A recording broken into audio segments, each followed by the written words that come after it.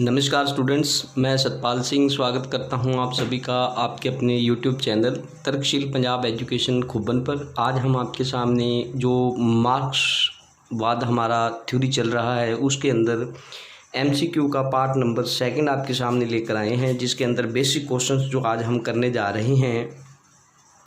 पहला क्वेश्चन है, Karl Marx जो थे वैज्ञानिक समाजवाद का इनको पिता बोला जाता है। ठीक है, वैज्ञानिक समाजवाद का एक इतिहासकार और हैं, थिंकर और हैं, फिलोसफर, उनको क्या है वैज्ञानिक भौतिकवाद का पिता बोला जाता है। तो दोनों को अलग अलग आपने देखना है भी। एक तो वो हैं जिनको वैज्ञानिक समाजवाद का पिता बोला जाता है, मतलब आप बोल सकते हैं सोशलिज्म का पिता बोला जाता है, और एक को मटेरियलिज्म का पिता जो है वो बोला जाता है। ठीक है, तो ये दोनों का अलग अलग आप देखोगे। अगला क्वेश्चन हमारे सामने है, इंटरनेशनल वर्किंग मैन्स एसोसिएशन। ठीक है, इंटरनेशनल वर्किंग मैन एसोसिएशन, इसकी जो एस्टेब्लिशमेंट है वो किसने की है? तो मार्क्स ने की थी। कब की थी? तो 1864 में की है। इसका एम अगर आपसे पूछा जाए तो दुनिया भर के जितने भी मजदूर हैं उनको क्या है इकट्ठा करना और क्रांति का आह्वान करना। ठीक है, ये इसका एम था। अगला है, मार्क्स ने पूंजी को संगठित श्रम कहा है। कभी भी पूछा जा सकता है भी जो मार्क्स रहे हैं उन्होंने पूंजी को क्या बोला है? तो पूंजी को उन्होंने एक संगठित श्रम बोला है। संगठित श्रम मतलब क्रिस्टलाइज्ड लेबर जो है वो बोला गया है। अब इसको समझना, जैसे एक मजदूर है किसी फर्म में किसी फैक्ट्री में काम करता है, तो कोई भी मान के चलो कोई चीनी बनाता है, चीनी बनाने वाली फैक्ट्री है, और उस फैक्ट्री में जब वो कोई मजदूर काम करता है तो चीनी जब बन के तैयार हो जाती है ना, तो फिर वो जो उसका मूल्य होता है ना, जब तय किया जाता है तो उस मूल्य के अंदर तमाम जितनी भी मजदूर रहे होंगे वो सारा लेबर वगैरह जो रही होगी वो भी उसके अंदर इंक्लूड किया जाएगा। तो मतलब इसीलिए बोला जाता है भी जो पूंजी होती है ना वो एक संगठित श्रम होता है। संगठित श्रम मतलब जो लास्ट उसकी वैल्यू जो डिक्लेयर की जाएगी ना, उसके अंदर सभी प्रकार के मजदूरों का जो कंट्रीब्यूशन होता है वो भी ऐड होता है। इसीलिए पूंजी जो है उसको संगठित श्रम है वो बोला गया है। किसके द्वारा? तो कार्ल मार्क्स के द्वारा। अब कार्ल मार्क्स जो हैं, मार्क्स ने आधार व अधिसंरचना की बात की है। ठीक है, देखो कार्ल मार्क्स ने किसकी बात की है? तो उसने आधार और अधिसंरचना की बात की है। आधार मतलब बेस और सुपर स्ट्रक्चर। ठीक है, अधिसंरचना को सुपर स्ट्रक्चर आप बोल सकते हैं। धर्म हुआ, राज्य हुआ, विचारधारा हुई, सरकार हुई, ये सारे सुपर स्ट्रक्चर के भाग हैं। आपसे कभी भी पूछा जा सकता है कार्ल मार्क्स ने सुपर स्ट्रक्चर के भाग कौन कौन से बताए हैं? तो वो है जी धर्म, राज्य, विचारधारा और सरकार, सुपर स्ट्रक्चर के भाग हैं। अगला है, मार्क्स का आधार किससे संबंधित है? ये क्वेश्चन है, मार्क्स का जो आधार है वो किससे संबंधित है? तो वो उत्पादन से संबंधित है। ठीक है, याद रखोगे आप, उत्पादन से संबंधित है। और ये बात इन्होंने कहाँ पे लिखी थी? तो ये लिखी है, इनकी एक पुस्तक है दास कैपिटल, जो 1867-1865 के आसपास ये लिखी गई है। ये दोनों डेटें आपको मिलेंगी, 1865 भी मिल सकती है और 1867 भी मिल सकती है। ठीक है, अगला जो हम करने जा रहे हैं इसके अंदर जो अगली हम बात करेंगे उसके अंदर पूछा गया है हमारा जो मार्क्स हैं। ठीक है, जो मार्क्स हैं उनके बारे में बताया गया है भी मार्क्स का क्या क्या मानना है। तो यहाँ से क्वेश्चन कई बार बन जाते हैं भी। एक तो जो मार्क्स हैं ये किन किन बातों के ऊपर ज़्यादा विश्वास करते हैं? तो वो कहते हैं भी जो उत्पादन के साधन उनका मानना है कि उत्पादन का साधन बदलने से उत्पादन के संबंध जो है ना वो भी बदल जाते हैं। ये बात किसकी मानता है या कौन इसको अप्रूवल देता है इस बात की? तो वो मार्क्स देते हैं भी जो उत्पादन है वो जब उत्पादन के साधन बदल जाएंगे तो साथ के साथ क्या है उत्पादन के जो संबंध हैं वो भी हमारे बदल जाएंगे। ठीक है, और धर्म एक अफीम है और विचारधारा जो है ना वो एक मिथ्या चेतना है। दोनों चीज़ें हैं, धर्म को अफीम बताया गया है और विचारधारा को क्या है मिथ्या चेतना बताया है। तो ये किसने बताया है? तो ये भी मार्क्स का ही मानना है, ठीक है, ये भी इसी के साथ जुड़ा हुआ है। फिर उसके बाद देखा जाए तो जो कार्ल मार्क्स हैं वो पूंजी को 2 प्रकार का मानते हैं। पूंजी को कितने प्रकार का मानते हैं? 2 प्रकार का। कौन कौन सी पूंजी है? एक है स्थायी पूंजी और एक है परिवर्तनशील पूंजी। अब देखो, स्थायी पूंजी तो आपकी कोई ज़मीन हो सकती है, मशीनें हो सकती हैं, कोई कारखाना आपने लगा रखा है, वो स्थायी है, ठीक है। परिवर्तनशील क्या होता है? तो जो मजदूर होता है या जो मजदूरी आप कह रहे हो, ये परिवर्तनशील रहती है, समय के अकॉर्डिंगली चेंज होती जाती है, ठीक है। जैसे आज आपको अपने काम के लिए किसी मजदूर की ज़रूरत है, तो आप स्ट्रक्चर है लेबर का 300 रुपये चल रहा है, तो आप उसको 500 दे के ले आओगे, ठीक है। अगर वो आपको ज़रूरत थी तो आपने मैक्सिमम दे दिया, तो क्या है, अगर मजदूर को ज़रूरत होगी तो आप उसको जो स्टैंडर्ड जो रेट है वो भी नहीं दोगे, है ना। तो ये इस प्रकार का एक जो समाज के अंदर एक कॉन्सेप्ट चलता है। तो इसी प्रकार से उन्होंने जो बोला है, पूंजी जो है वो 2 प्रकार की है, एक तो है स्थायी और एक है परिवर्तनशील। परिवर्तनशील में किसको रखा जाता है अंदर? तो वो रखा जाता है मजदूर को और उसकी मजदूरी को, ठीक है। फिर उसके बाद आजीविका निर्वाह मूल्य। आजीविका होती है आपकी जो इनकम होती है, ठीक है। निर्वाह भी, आजीविका निर्वाह मूल्य भी आपका जो जीवन सर्वाइव करने के लिए जितनी आपको इनकम की ज़रूरत है वो आपकी कहलाएगी आजीविका निर्वाह मूल्य, ठीक है। मजदूरों से काम ज़्यादा पर मेहनतनामा सिर्फ पेट भरने के लायक देना, सिर्फ मजदूर बस जिंदा रहे इतना सा देना, ये कहलाता है आजीविक निर्वाह मूल्य भी। मतलब जो पूंजीपति सिस्टम रहा है ना, उसके अंदर जो पूंजीपति थे ना, वो क्या करते थे? कार्ल मार्क्स का कहना है कि वो आजीविक निर्वाह मूल्य के सिद्धांत पर चलते थे। कैसे? कि वो मजदूर से काम ज़्यादा लेते थे और उसको मेहनतनामा जो दिया जाता था ना, वो कितना दिया जाता था? तो वो इतना ही होता था भी जिससे वो अपना पेट भर सके। मतलब क्या है, वो सिर्फ मजदूरी करने के लिए जिंदा रह सके, और उसको क्या है, कोई उसके दिमाग जो है वो डेवलप ना हो, इस प्रकार से कोई और सुविधाएं जो है वो नहीं उसको मिल सकती, ठीक है। तो यही उसके बाद आजीविक निर्वाह मूल्य की बात हुई। फिर उसके बाद एक बुक है आपके सामने, a contribution to the critique of political economy, ठीक है। A contribution to the critique of political economy, ये लिखी हुई है 1859 में कार्ल मार्क्स के द्वारा, ठीक है। ये इसका नाम याद रखना, मार्क्स ने लिखी है ये पुस्तक, ये काफ़ी इसके बारे में पूछा जाता है, ठीक है। अगला है मानव सामाजिक संबंधों का जाल है। ये किसका कहना है? मानव जो है ना, मानव जो है, मनुष्य जो जैसे हम हैं, ये सामाजिक संबंधों का जाल है, ये मार्क्स का कहना है, ठीक है। तो ये इसके फैक्ट, हर एक फैक्ट अपने आप में वैलिड है, बहुत अच्छे क्वेश्चन है ये, ठीक है। अगला है वर्ग संघर्ष सामाजिक विकास का मूल कारण है। वर्ग संघर्ष जो है ना, वो सामाजिक विकास का मूल कारण है, ये किसका मानना है? तो ये भी हमारे कार्ल मार्क्स का मानना है। राज्य एक शोषण करने वाली मशीन है, ये किसका मानना है? तो ये भी हमारे कार्ल मार्क्स का मानना है। तो ये विचारों पर बात है, क्योंकि हम पढ़ विचारधारा रहे हैं तो विचारों के ऊपर ही पूछा जाएगा, ठीक है। अब देखो, राज्य एक शोषण करने वाली मशीन है, तो ये बोला है मार्क्स ने, और मार्क्स का ना इसके ऊपर एक सिद्धांत दिया हुआ है जिसको बोलते हैं राज्य का यांत्रिक सिद्धांत। राज्य का यांत्रिक सिद्धांत जो है, मशीन बोला है मतलब यंत्र बोल दिया है उसको। राज्य का यांत्रिक सिद्धांत किसने दिया है? तो मार्क्स ने दिया है। यहाँ से आप इसको भी बना सकते हो, ठीक है।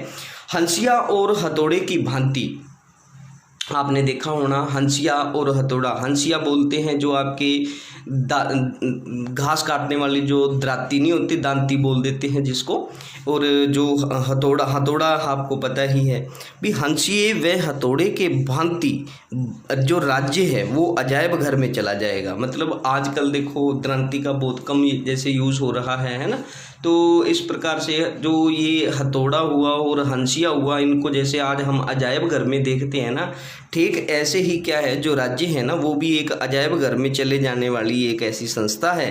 ये किसने माना है? तो ये माना है एंजिलस ने, ठीक है, ये एंजिलस का कहना है।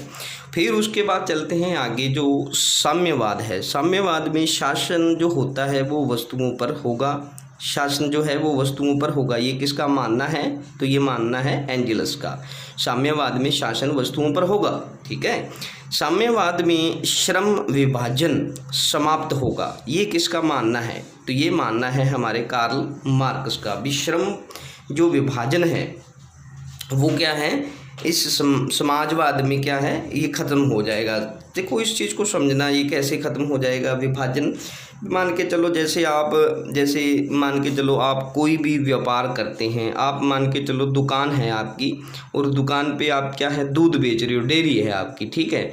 तो अब ऐसे नहीं है भी आप अकेला डेयरी वाला ही काम करते रहोगे, आप कोई और भी काम कर सकते हो। आपकी बाउंडेशन नहीं है, आपका जो श्रम है आप कितना भी कम कर सकते हो, कोई भी आप अपना बिजनेस चला सकते हो, डेयरी के साथ साथ और भी 2-4 बिजनेस और कर सकते हो। तो ये इसी को बोलते हैं भी आप अपना श्रम जो है ना ये बांटा जा, श्रम का विभाजन जो है ना भी वो ऐसे नहीं है भी जो दो डेयरी का काम करने वाला है वो अकेला डेयरी का काम ही करेगा, मतलब जो पुराने समय से भैंसें रखते आए हैं वो ही करेंगे। तो मतलब वो एक प्रकार का ऐसा हो जाएगा भी दूध से संबंधित वो एक ही संस्था रह जाएगी या एक ही वर्ग रह जाएगा। तो ऐसा नहीं है, कोई भी आदमी दूध का व्यापार कर सकता है, आप कोई और भी व्यापार कर सकते हो। तो मतलब क्या है, ये श्रम का विभाजन नहीं होगा, यहाँ पे क्या है समाप्त हो जाता है। कोई भी आदमी कोई भी काम कर सकता है, सभी के लिए क्या है वो चीज़ जो है कॉमन हो जाएगी, ठीक है। उसके बाद अगर देखा जाए तो जो मार्क्स थे ना, इन्होंने क्या है समाजवाद को आंदोलन बनाया था, ठीक है। समाजवाद जो था ना उसको एक आंदोलन के रूप में लेके चले और ये हमारा क्या हो जाता है फिर लॉस्की के द्वारा ये शब्द जो है बोले गए हैं, ठीक है। उसके बाद अगर देखा जाए तो अगला जो फैक्ट हमारे सामने आ रहा है उसके अंदर बात करेंगे समाजवाद का सर्वप्रथम प्रयोग जो किया गया था वो किसने किया था। तो ये याद रखना रॉबर्ट ओवन ने किया था, ठीक है। रॉबर्ट ओवन ने ये क्या है प्रयोग इसका किया है समाजवाद का सबसे पहले। फिर यूटोपिया शब्द का सर्वप्रथम यूज़ किसने किया है, तो ये यूटोपिया का भी इसने रॉबर्ट मूर ने किया है। आप रॉबर्ट ओवन जो है ये इनके साथ ही है, ठीक है। ये दुनिया के मजदूरों एक हो जाओ, ये किसने नारा दिया है या किसका स्लोगन है, कब दिया गया, 1848 में दिया गया था, मार्क्स ने दिया था। और इन्होंने एक अपना जो कम्युनिस्ट मैनिफेस्टो जो लॉन्च किया था उसके अंदर बताया गया है, ठीक है। यहाँ से आपसे कई बार पूछा जाए कम्युनिस्ट मैनिफेस्टो कब लॉन्च हुआ, तो ये भी 1848 में हुआ। इसके अंदर जो ये आपका स्लोगन दिया गया है दुनिया के मजदूरों एक हो जाओ, ये सारा मार्क्स का ही एक कॉन्सेप्ट है, ठीक है। अच्छा, उसके बाद आगे चलते हैं, कुछ और फैक्ट हैं हमारे सामने। जैसे कि आज एक और पूछा गया है क्वेश्चन, इसमें आया है जी अभी तक का जितना भी इतिहास है, ठीक है, अभी तक का आज तक का जो भी इतिहास है ये क्या है वर्ग संघर्ष का इतिहास है, ठीक है। ये किसका मानना है, तो ये मानना है जी मार्क्स का। और इन्होंने अपनी जो एक बुक लिखी थी कम्युनिस्ट मैनिफेस्टो वाली 1848 वाली, इसी में इस बात को क्या है इन्होंने पुख्ता किया है। वैल्यू प्राइस प्रॉफिट ये 1865 में इन्होंने बुक लिखी थी, एक सिद्धांत दिया था वैल्यू प्राइस प्रॉफिट का, और ये दिया है दास कैपिटल में, ठीक है। और ये सिद्धांत है वैल्यू प्राइस प्रॉफिट का, ये 1865 में कार्ल मार्क्स ने दास कैपिटल में इन्होंने लिखा है। और दास कैपिटल इनकी सबसे प्रिय जो रचना है वो दास कैपिटल को माना गया है, ठीक है। फिर है राइनिस जैतून मतलब राहिनलैंड गजट, ठीक है। इसको राहिन जैतून पत्रिका जो है ये कब लॉन्च हुई, ये 1842 में लॉन्च हुई, ये भी कार्ल मार्क्स के द्वारा लॉन्च जो है की गई है, ठीक है। मनुष्य वही होता है जो वो खाता है, ठीक है। मनुष्य वही होता है जो वो खाता है। जैसे मान के ये किसने बोला है, तो ये बोला है फायरबाख ने या फ्यूरबाख जिसको बोलते हैं, ठीक है।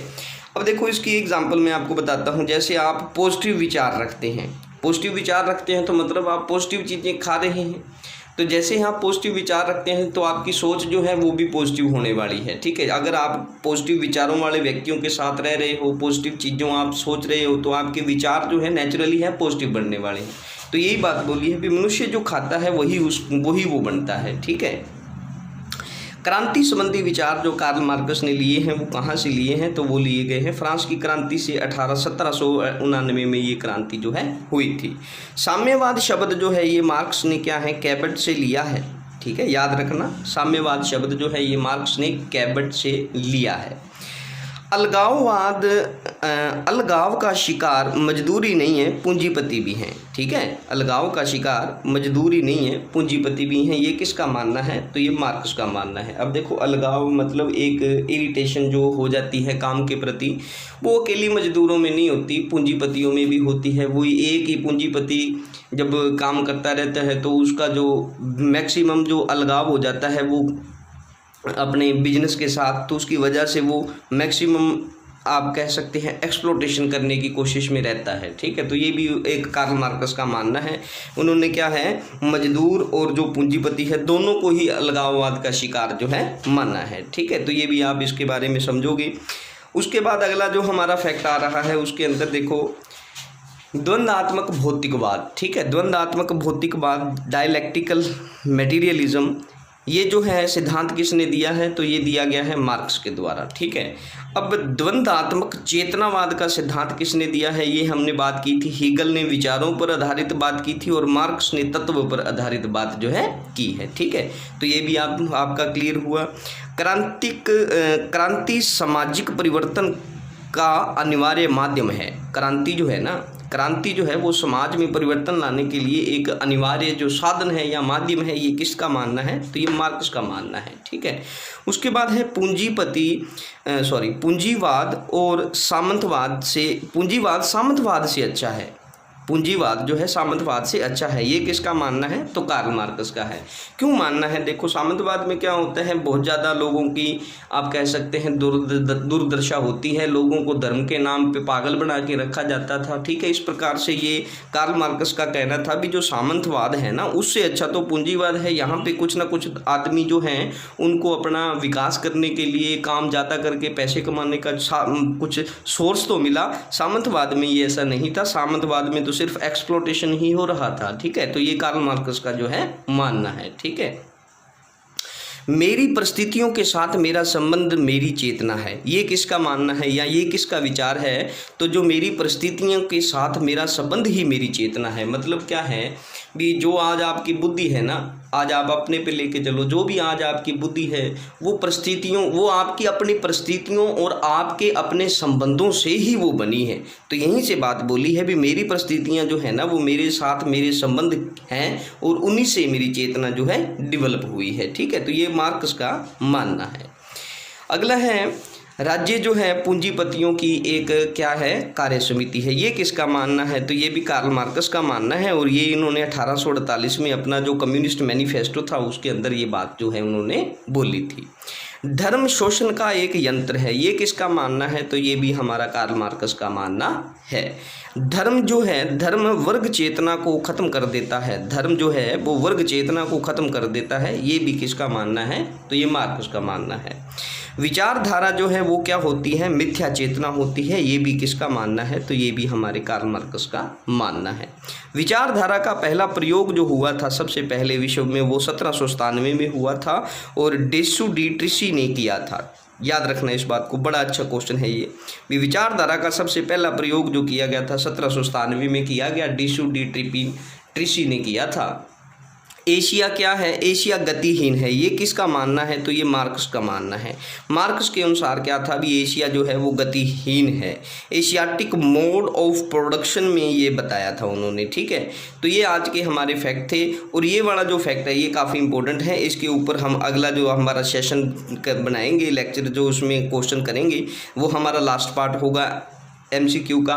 इसके अंदर जितने भी मार्क्सवाद के हो सकते हैं मैक्सिमम मैंने आपको करवा दिया। आज भी 25-30 तो आज भी हो गए हैं और 25-30 पहले करवाए थे, तो मतलब 50-60 से ऊपर क्वेश्चन जो है वो हम करवा चुके हैं और ऐसे 20-25 आपको और करवा देंगे, तो ये 100-150 के आसपास हो जाएगा और ये मैक्सिमम क्वेश्चन होंगे। और इससे आप कोई भी बच्चा थ्योरी पढ़ो चाहे ना पढ़ो, लेकिन ये MCQ जरूर कर लेना, इसमें से आपका डेफिनेटली कोई ना कोई क्वेश्चन जो है यहीं से बन जाएगा। ठीक है, तो आपको ज़्यादा बेफिक्र रहने की ज़रूरत है, कोई ज़्यादा ऐसा घबराने वाली बात नहीं है भी थ्योरियाँ हमें नहीं आती या ऐसी। अब आप जिस बच्चे ने थ्योरी पढ़नी मुश्किल लगती है, वैसे मैंने एक्सप्लेन भी किया है लेक्चर्स में, अगर वो वहाँ से नहीं पढ़ना चाहते तो ये MCQ वाले जो सेशन हैं 2-3 इनको ज़रूर वो एक बार पढ़ लेना, यहाँ से क्वेश्चन जो है वो आपका बिल्कुल क्लियर हो जाएगा। ठीक है, तो यहीं से ये मैक्सिमम वो क्वेश्चन जो हैं हमने देखे हैं जो पीछे कभी के एग्ज़ाम्स में आए हैं यहाँ पूछे गए हैं या आगे जाकर पूछे जाने की संभावना जो है वो बनी रहेगी। इसको हम अगले वाले जो हमारा सेशन होगा एशिया गतिहीन है, इसके बारे में हम अगले वाले सेशन में करेंगे। तब तक के लिए जी आप सभी को मेरी तरफ से धन्यवाद। और एक आप सभी से मेरी गुजारिश है कि आप हमारे चैनल को मैक्सिमम लाइक शेयर सब्सक्राइब कीजिए। इसका कोई पैसा नहीं कटता और इससे क्या है हमारा भी मनोबल जो है, आप लाइक ज़्यादा होगा तो आप हमारे साथ जुड़ोगे तो क्या होगा, हमें भी थोड़ा सा मोटिवेशन जो है वो मिलता रहता है।